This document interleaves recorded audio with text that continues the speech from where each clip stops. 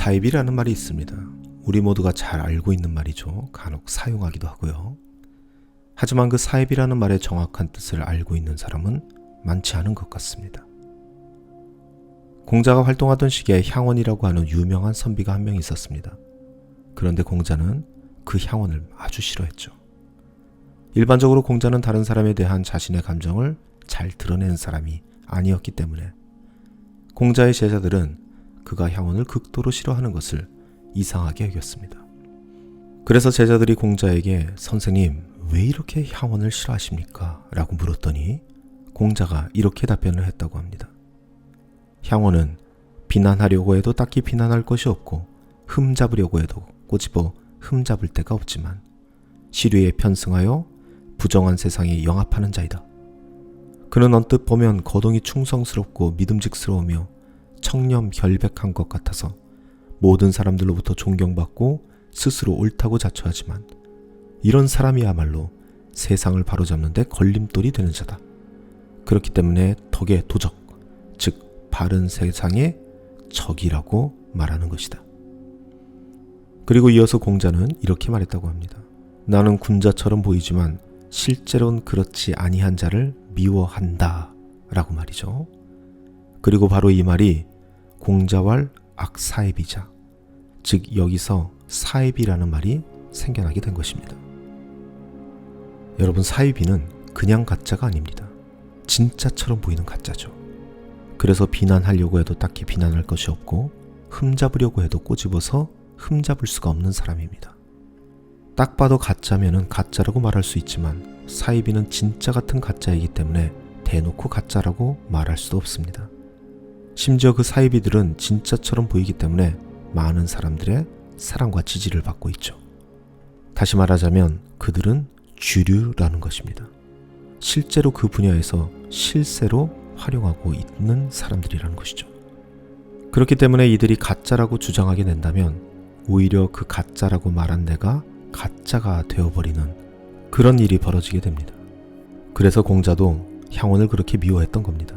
가짜 중 가장 악독한 가짜가 바로 사입이기 때문이죠. 그러므로 우리가 흔히 사입이라고 부르는 종교는 실제적 의미의 사입이가 아닙니다. 왜냐하면 그 사람들은 가짜 티가 너무 나기 때문입니다. 물론 그 가짜에도 홀리는 사람들이 있긴 하지만 그래도 우리가 알고 있는 사입이가 주류 종교에 속해 있지는 않습니다. 사도 바울은 고린도 교회를 분열시키는 거짓 사도들에 대한 소식을 듣습니다. 그리고 이러한 편지를 보내죠. 고린도후서 11장 13절로부터 14절 말씀입니다. 그런 사람들은 거짓 사도여 속이는 일꾼들이어서 그리스도의 사도로 가장하는 자들입니다. 그러나 놀랄 것은 없습니다. 사탄도 빛의 천사로 가장합니다. 우리가 여기서 특별히 주목해야 할 표현이 하나 있는데요. 그것은 바로 빛의 천사라는 표현입니다. 사탄이 빛의 천사로 가장한다는 것이죠. 우리가 이 말에 주목해야 할 이유는 사탄이 빛의 천사로 가장하기 위해서는 실제로 어떻게 하고 있는지를 알고 있어야 한다는 겁니다. 실제로 말이죠. 여러분, 가짜가 진짜처럼 보이기 위해서는 어떻게 해야 할까요? 방법은 하나밖에 없습니다. 진짜보다 더 진짜처럼 보여야 합니다. 이 정도는 되어야 속일 수 있겠죠. 자, 그런데 여기 함정이 하나 있습니다. 여러분, 이런 질문을 한번 던져보죠. 그렇다면 진짜보다 더 진짜처럼 보이게 하려면 실제로는 어떻게 해야 할까? 실제로 어떻게 해야 할까라는 질문을 던져보자는 것이죠. 일반적으로 사람들은 가짜가 진짜처럼 보이려면 진짜를 따라할 것이라고 생각합니다. 하지만 실제는 그렇지 않습니다. 가짜가 진짜를 따라해봤자 결국 진짜와 가까워질 뿐입니다. 결코 진짜를 넘어설 수는 없습니다. 진짜를 몰아내고 그 자리를 차지할 수는 없습니다. 자, 그러면 어떻게 해야 할까요? 방법은 하나밖에 없습니다.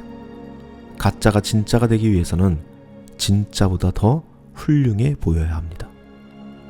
진짜보다 더 거룩해 보이고 진짜보다 더 지혜롭게 보이고 진짜보다 더 높은 가치를 제공해야만 그때서야 비로소 가짜는 그 진짜를 그 자리에서 몰아낼 수 있습니다. 여러분, 이것이 바로 광명의 천사로 위장한 사탄의 모습입니다. 그러므로 거짓 사도들은 사도보다 더 지혜롭게 보이는 자들입니다. 거짓 목사들은 그 다른 어떠한 목사들보다도 훌륭해 보이는 목사들입니다. 이와 마찬가지로 빛의 천사는 하나님보다 더 거룩해 보이는 존재들이며 거룩한 성경의 가르침보다 더 높고 거룩해 보이는 규범들을 말하는 그러한 자들입니다. 그렇기 때문에 가짜를 구분하는 것은 실제적으로 상당히 어렵습니다. 많은 분들이 가짜에 넘어가는 이유 또한 그것을 구별해내는 것이 쉽지 않기 때문입니다. 그들이 가지고 있는 진짜보다 더 훌륭한 광명의 천사와 같은 그 모습 때문에 말이죠. 우리도 그 광명의 천사와 같은 그 모습 때문에 속고 있는지도 모릅니다. 아니, 사실 높은 확률로 속고 있을 겁니다. 오늘 바울은 그 사이비들을 밝혀낼 수 있는 방법을 우회적으로 말하고 있습니다. 고린도후서 11장 7절 말씀입니다. 나는 여러분을 높이려고 나 스스로를 낮추었습니다. 라고 말이죠. 바울은 자기 자신을 낮추었습니다. 자기 자신을 보잘것없이 보이게 하였습니다. 왜 그랬을까요? 성도들이 바울을 우러러 볼 수 있는 기회조차 주지 않기 위해서 그렇게 했다는 것입니다.